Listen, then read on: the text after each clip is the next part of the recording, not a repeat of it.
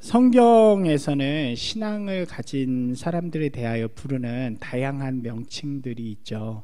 혹시 뭐라고 부르는지 생각나시는 게 있나요? 하나님의 백성이라고 부르죠. 그리고 또 자녀라고도 합니다. 때로는 종이라고 부를 때도 있고요. 또 형제 자매라고 부르는 경우들도 있습니다. 그 중에서 예수 그리스도의 길을 따라간다는 의미로서 우리가 제자라는 말을 사용하게 됩니다. 특별히 이 제자는 신약에서 예수 그리스도의 명령을 따르는 사람들을 일컬을 때, 지칭할 때 사용되어지는 단어라고 할 수 있습니다. 자녀나 백성이라는 말은 하나님의 은혜에 대한 수동적인 대답의 모습이라고 볼 수 있을 것 같아요. 하나님께서 부르셔서 그의 백성을 삼아주셨고, 하나님이 사랑하셔서 그의 자녀로 삼아주셨다는 거죠. 그런데 제자라는 말은 그거보다는 조금 더 능동적인 모습의 의미라고 할 수 있는 것 같습니다. 오늘은 그리스도의 제자로서의 삶이 어떤 것인가, 제자란 무엇인가에 대해서 좀 말씀을 나누어 보도록 하겠습니다. 가장 먼저 제자라는 말을 좀 우리가 살펴봤으면 좋겠어요. 우리가 누군가에게 배우는 사람이라는 말의 의미로 사용되어질 때 이렇게 쓰는 단어가 있죠. 하나가 바로 이 제자라는 단어이고, 비슷한 의미로 사용되어지는 말이 학생이라는 말을 우리가 사용합니다. 학생과 제자는 배운다는 공통점을 가지고 있습니다. 그런데 학생과 제자를 우리가 실제로 우리의 모습 속에서 사용할 때 보면 조금 의미적으로나 상황적으로나 다르게 쓸 때가 있는 것을 우리가 볼 수 있죠. 두 가지 이렇게 볼 수 있을 것 같아요. 학생은 선생님에게 학문을 배우는 사람들이죠.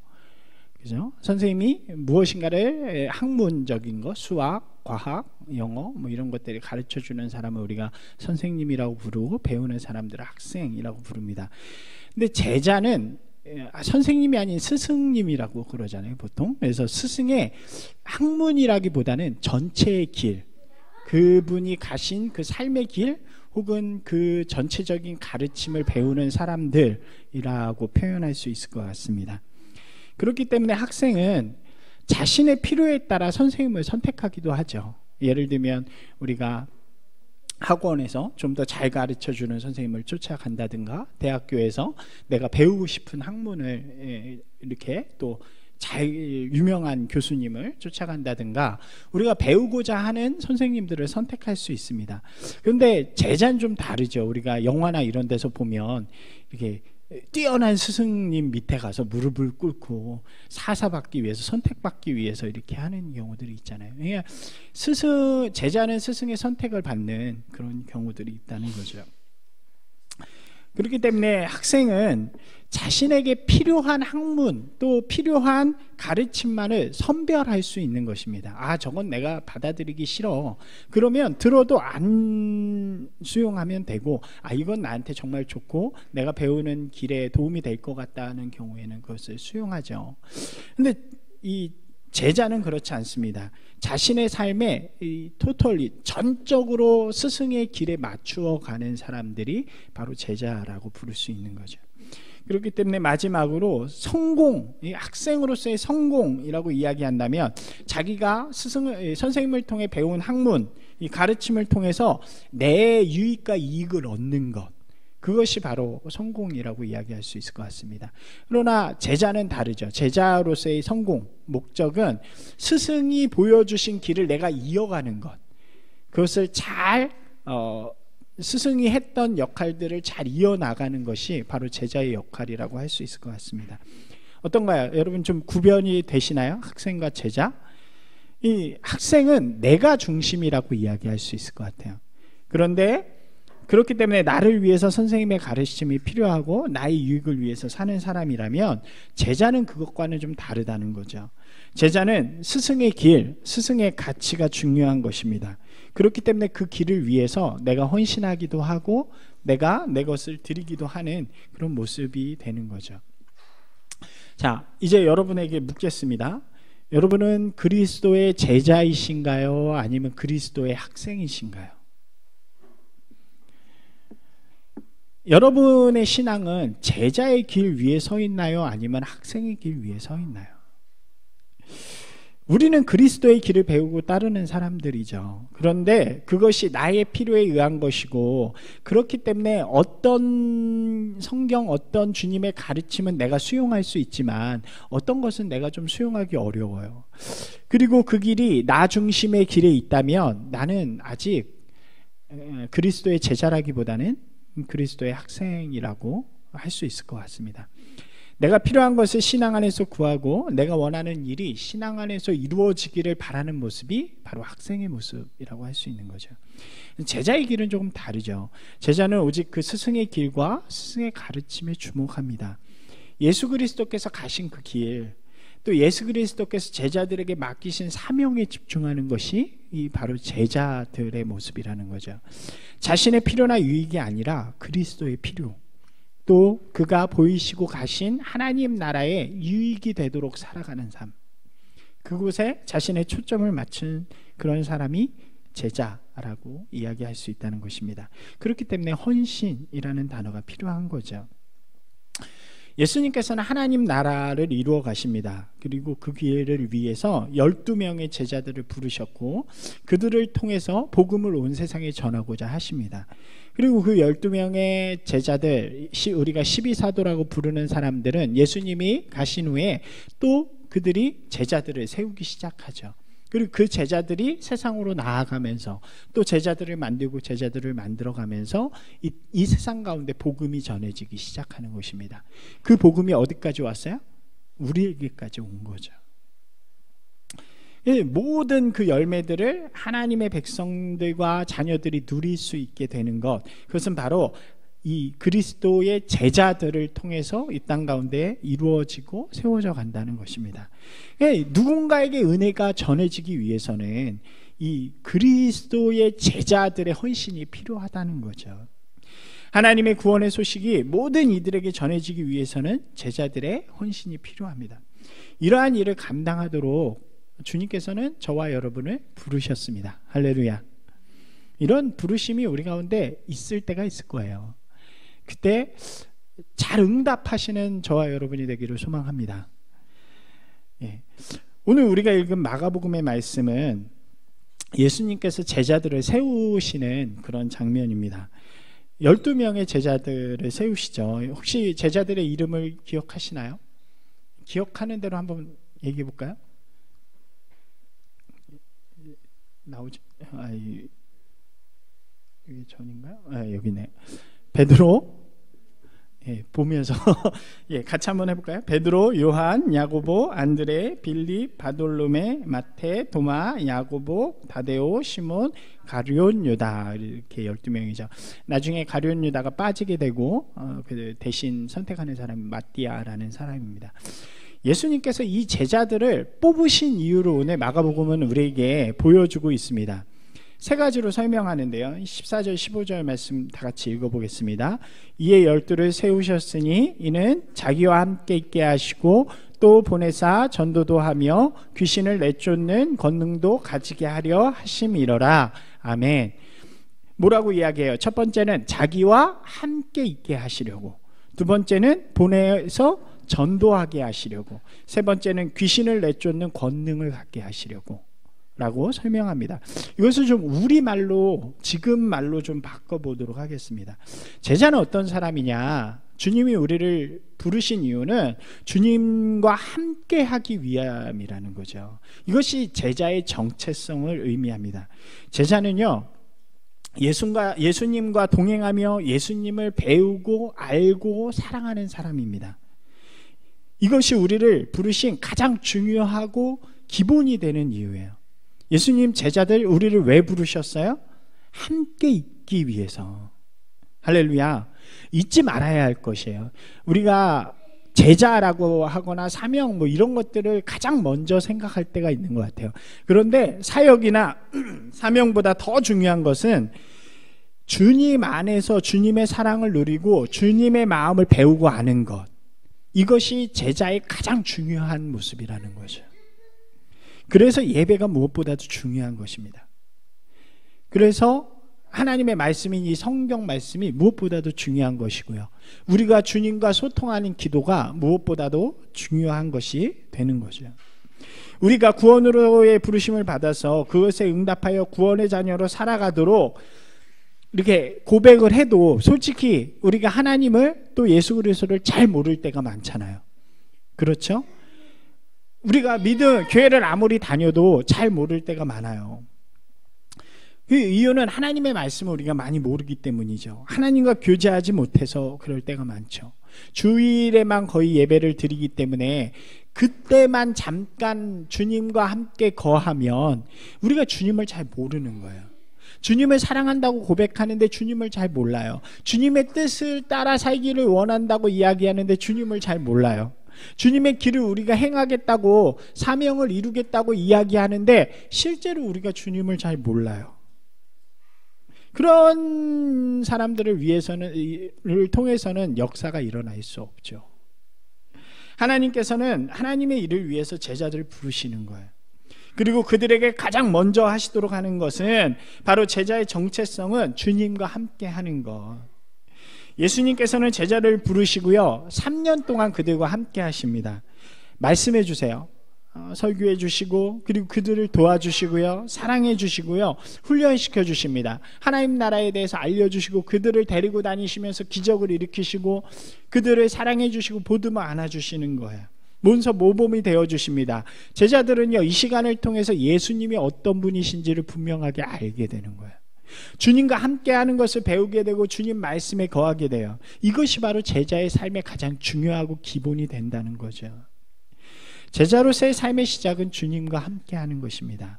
사랑하는 여러분, 주님의 제자로서의 부르심에 응답하기 원한다면 가장 먼저 주님과 함께 하시는 분들이 되시기 바랍니다. 주님과 함께하는 삶은 그래서 예배하는 삶이 되는 거예요. 한번 할까요? 주님과 함께하는 삶은 예배하는 삶입니다. 예배가 그런 거잖아요. 주님 안에 거하고 주님 앞에 나아가는 것이 예배죠. 우리의 삶이 예배하는 삶이 될 때 우리는 주님과 함께하는 것이 되죠. 그리고 예배하는 삶은 말씀을 통해 주님을 알아가는 삶이죠. 말씀을 늘 묵상하며 그곳에서 어떤 주님을 만나게 되는 것, 그리고 또 매 순간순간 기도로 주님과 동행하는 것, 그것이 바로 주님과 함께하는 삶입니다. 그래서 가장 그리스도인의 기본이 되는 것은 이 세 가지죠. 예배, 말씀, 기도. 이것을 날마다의 삶에서 빠짐없이 드리는 여러분들이 되시길 소망합니다. 그럴 때 진짜 예수 그리스도의 제자로 나아갈 수 있는 거예요. 자, 두 번째는 제자는 세상으로 파송되어 복음을 전하는 사람입니다. 이것이 제자의 사명이에요. 제자에게 부여된 사명은 단 하나입니다. 그것은 세상의 복음을 전하는 일이에요. 예수님께서 승천하시기 전에 제자들을 향하여 맡기신 사명 또한 이거죠. 한번 같이 읽어볼까요? 사도행전 1장 8절 말씀이에요. 오직 성령이 너희에게 임하시면 너희가 권능을 받고 예루살렘과 온 유대와 사마리아와 땅끝까지 이르러 내 증인이 되리라. 아멘. 예수님께서는 그의 제자들을 향하여 복음을 선포하는 사명을 감당하라고 마지막 명령, 최후의 명령을 하십니다. 그 복음이 예루살렘으로부터 시작되어 온 유대와 사마리아와 땅끝까지 전하여지도록 살아갈 것을 부탁하는 거예요. 그리고 그 부르심에 응답하여 제자들이 그 복음을 전하기 시작합니다. 예루살렘에서 놀라운 성령의 역사가 일어나기 시작하고 온 유대로 퍼지기 시작하고 그들이 가기 싫어했던 사마리아 땅에도 복음이 전하여지고 박해에 의해서 온 세상으로 나아가는 제자들에 의해서 복음이 땅끝까지 전하여지는 놀라운 역사들이 일어나죠. 시간이 많이 흘렀지만 한 120, 30년 전에 우리나라에도 복음이 전하여지고 또 우리나라에서 생겨난 이 제자들에 의해서 아프리카와 남미와 이런 곳에도 복음이 전하여지고 있는 것이 바로 이 하나님의 제자들의 사명이라고 할 수 있는 것입니다. 동일하게 우리에게도 이 시간 말씀하고 계시는 거죠. 이를 위해서 우리를 부르신 것입니다. 우리의 가정과 친구들, 또 학교와 직장, 여기에 복음이 전하여지도록 하나님께서는 우리를 부르셨다는 것입니다. 제자의 사명은 오직 뭐예요? 복음을 전하는 것입니다. 다른 부수적인 것들은요, 복음을 전하기 위해서 있는 거예요. 여러분, 우리가 왜 착하게 살아야 될까요? 눈치가 빠르면 나오죠. 복음을 전하기 위해서 착하게 살아야 되는 거예요. 왜 우리가 법을 잘 지켜야 될까요? 복음을 전하기 위해서 하는 거예요. 왜 우리가 양보하는 삶을 살아야 될까요? 복음을 전하기 위해 하는 거예요. 우리 삶의 자리에서 양보하지 않고 착하게 안 살아요. 근데 그 사람한테 내가 복음을 전하면 그 사람이 뭐라 그럴까요? 복음이 막혀 있는 곳이 되는 거죠.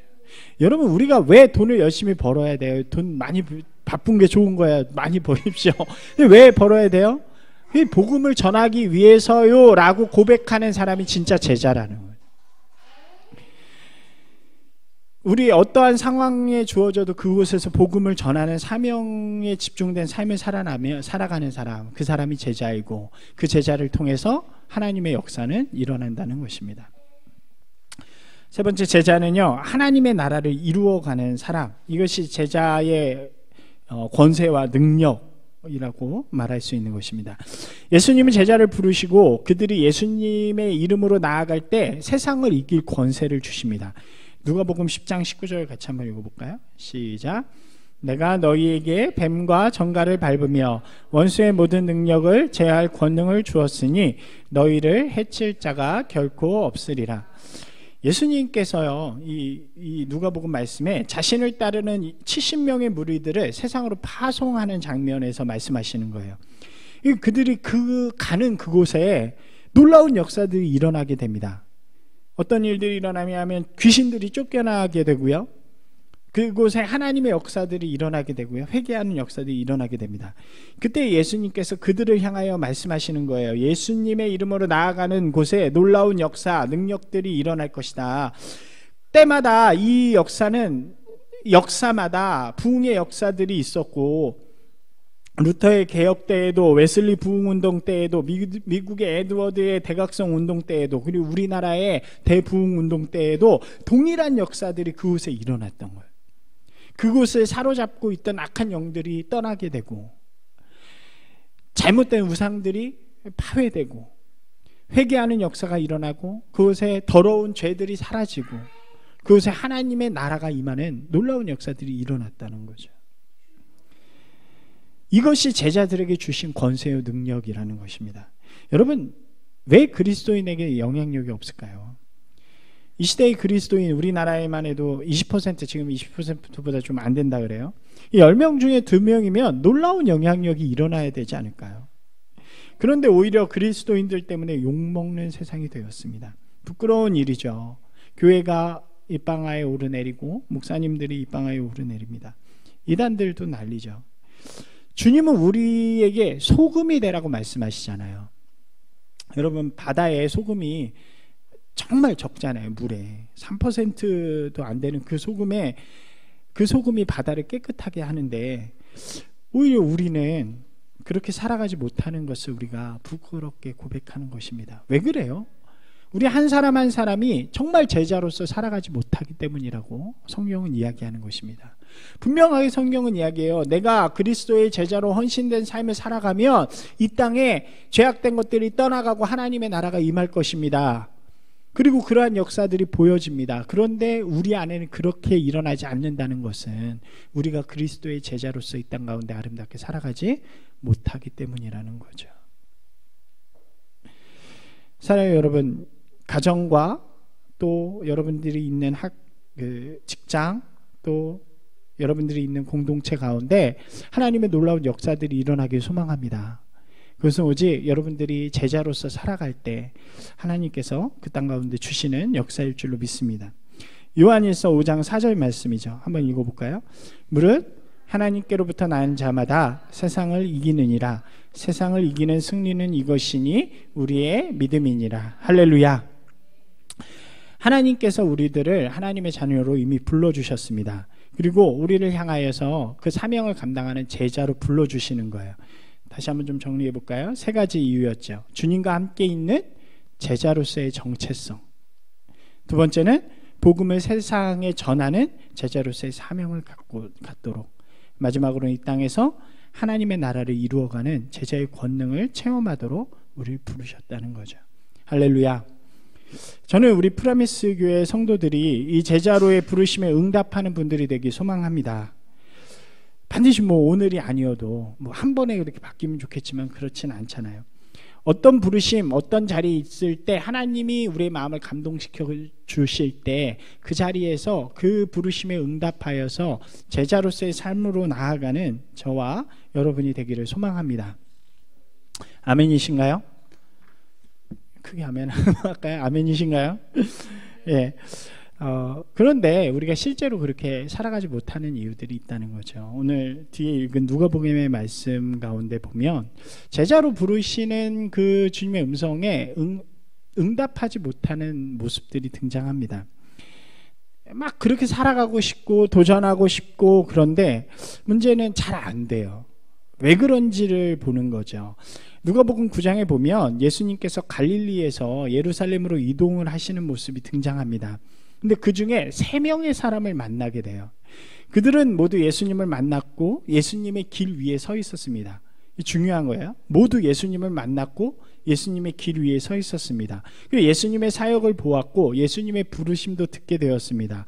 그럼에도 불구하고 그들은 모두 예수님을 따르지 못해요. 제자가 되지 못합니다. 그 이유를 이렇게 설명하고 있어요. 첫 번째 이유는 자신이 기대한 것과 다르다는 거예요. 우리가 읽지는 않았지만 한번 보실까요? 9장 57절 읽은데 앞부분이에요. 3명 중에 첫 번째 사람인데 한번 보겠습니다. 한번 해볼까요? 어디로 가시든지 나는 따르리이다. 죄송합니다. 예. 같이 시작. 어디로 가시든지 나는 따르리이다. 이 첫 번째 사람이 예수님을 찾아와서 말하는 거예요.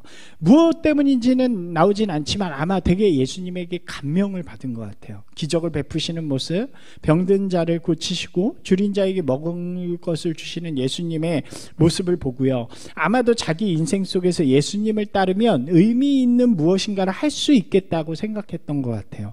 그래서 지금보다 좀 더 나은 삶, 가치 있는 삶을 꿈꿨을 수도 있을 것 같습니다. 그래서 예수님을 따르기로 해요. 그래서 예수님에게 가서 이야기하는 거예요. 저 어디를 가시든지 제가 따라가겠습니다 라고 이야기를 합니다. 근데 문제는 그 다음에 예수님의 말이에요. 예수님의 말 한번 읽어볼까요? 시작. 여우도 굴이 있고 공중에 새도 집이 있으되 인자는 머리 둘 곳이 없도다. 재밌지 않나요? 날 따르겠다라고 말하는 사람을 향하여서 뭐라고 이야기하냐면 나에게는 어떤 세상의 부귀와 영화도 없다고 이야기해 주시는 거예요. 너 어떤 생각으로 날 따르려고 하는지 모르겠는데 날 따른다고 세상에서 주는 부귀와 영화를 줄 수 없다. 집도 줄 수 없고, 이 얘기를 하는 거예요. 내가 무엇을 기대하고 왔는지 모르겠지만 나를 따르는 것이 세상에서의 좋은 명성을 얻고 좋은 수익을 가져오지 못한다라고 이야기합니다. 그 다음에 이 사람에 대한 얘기가 사라졌어요. 더 이상 나오지 않습니다. 그 길에서 사라졌어요. 우리가 제자의 길에서 결국 돌아서는 일은 주님의 길을 따르면 내 길이 형통해질 것이라는 기대가 무너지기 때문입니다. 주님을 따르면 뭔가 내 삶에 굉장히 좋은 것이 될 줄 알았는데 그게 안 될 때 결국 내 길에 그것을 줄 것을 향하여 떠나게 된다는 거죠. 여러분 어떠신가요? 자신의 기대를 가지고 주님을 찾는 사람들은 자신의 기대가 채워지지 못하면 떠나게 됩니다. 보면요, 교회에서 재미를 찾는 사람들이 많죠. 교회에서 도움을 찾는 사람들이 있습니다. 교회에서 무엇인가 삶의 유익함을 찾는 사람들이 있습니다. 좋은 거예요. 교회는 재미도 줄 수 있고요, 도움도 줄 수 있고 삶의 어떤 유익함도 줄 수 있는 곳입니다. 큰 교회일수록 그럴 수 있는 가능성이 더 많죠. 사람들이 다 모여 있으면 즐겁고 또 교제도 더 많이 되고 또 도움도 줄 수 있고. 그런데 중요한 것은 그것은 본질이 아니라는 거예요. 우리가 반드시 기억해야 할 것은 우리의 본질은 그게 아니라는 거죠. 이런 사람들은 언제 교회를 떠날까요? 교회가 재미없어지는 순간이 있잖아요. 어느 순간 봤더니 나한테만 잘해주던 사람이 나 말고 딴 사람한테 잘해줘. 그럼 마음이 상한 거예요. 그럼 뭐라고 이야기하고 떠나요? 나 상처받았어 이러고 떠나는 경우들이 있죠. 도움 주던 그 손길이 어느 순간에 끊기면 떠날 수밖에 없는 거예요. 자신의 기대가 주님의 기대와 다르면 제자로서의 삶을 살아갈 수 없는 것입니다. 사랑하는 여러분, 여러분 어떤 기대를 가지고 있나요? 두 번째 사람을 볼까요? 두 번째 이유는 나의 삶에 해야 할 일이 참 많을 때 우리는 제자들의 삶을 살아가지 못합니다. 이번에는 예수님께서 먼저 한 사람에게 너는 날 따르라고 이야기를 해요. 야, 넌 날 따르라 이렇게 했더니 그가 이렇게 대답하는 거예요. 제가 따르기는 하겠는데 아버지를 장사 지내고 오겠습니다. 이렇게 대답합니다. 이 말이 틀린 말은 아니죠. 아버지가 돌아가시면 어떻게 해야 돼요? 장사를 지내는 게 당연하죠. 근데 이 말에 원래 잘 들여다보면 뭐냐면 지금 아버지가 돌아가신 게 아니에요. 아버지가 돌아가셨는데 이 사람이 지금 예수님을 이렇게 쫄래쫄래 쫓아다닐 사람이 아니잖아요. 아버지는 살아 계신 거예요. 이 말의 의미는 뭐냐면 지금은 안 된다는 거예요. 내가 아버지가 계신데 아버지가 다 돌아가신 다음에 다 장례를 치르고 그 다음에 따르겠다, 이 의미입니다. 우리의 삶에 할 일들이 많아요. 인간적으로 해야 할 일들이 많습니다. 당연한 일들, 중요한 일들, 이런 일들을 위해서 제자의 길은 더 뒤로 가겠다는 얘기예요. 고3이기 때문에 공부해야 되니까. 그런 친구들 많았어요. 대학교 고3 때면 교회를 1년 뭐라 해야 돼요? 하여튼 쉬는 방학하는 친구들이 있었어요. 대학교가 되면 또 4학년 취업할 때 혹은 뭔가 중요한 시험을 치를 때 잠깐 교회를 쉬는 사람들이 있죠. 요즘은 결혼이 어려우니까 결혼할 때가 되면 또 그것 때문에 그런 인생에서 중요한 때이기 때문에 지금 내 삶이 너무 중요하기 때문에 제자의 삶보다 중요한 것들이 너무 많기 때문에 그 일들을 다 마치고 나서 내 삶이 안정되면 그때 제자의 길을 가겠습니다 라는 고백이라는 거죠. 뭐가 문제인가요? 먼저는 우리의 인생은 여유로울 때가 없죠. 살아봐서 알잖아요.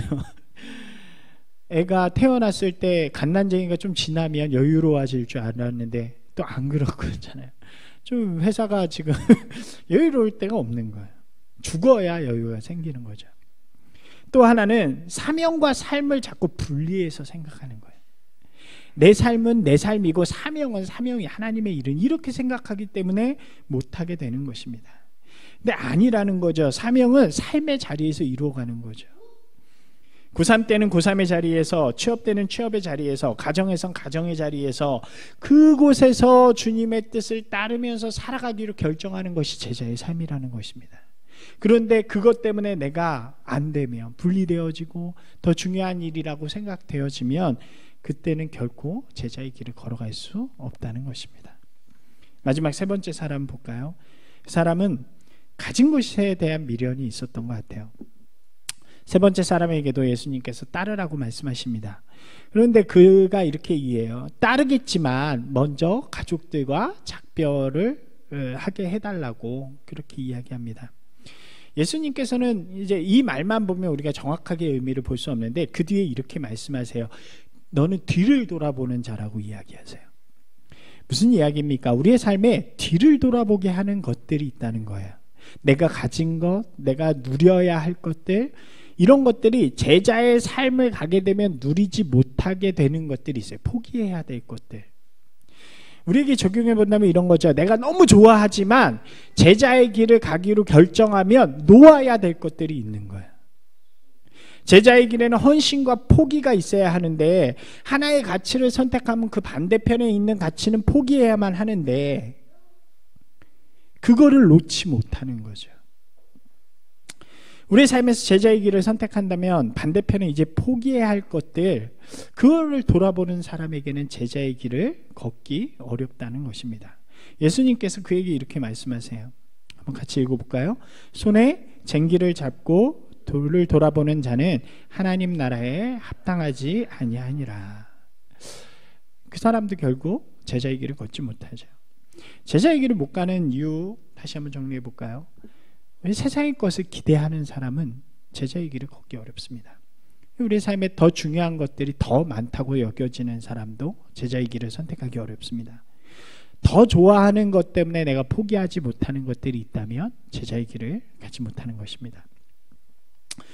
여러분은 무엇 때문에 제자로 부르시는 주님의 음성에 응답하지 못할 때가 있나요? 오늘 이 말씀을 다시 한번 돌아보면서 여러분들이 주님 앞에 다시 한번 나아가는 분들이 되시기 소망합니다. 우리 삶에 좀 이런 고백들이 있었으면 좋겠어요. 한번 같이 해볼까요? 같이 읽겠습니다. 시작. 하나님 나라를 소망하는 마음을 주옵소서. 하나님의 뜻이 최고의 우선순위가 되게 하옵소서.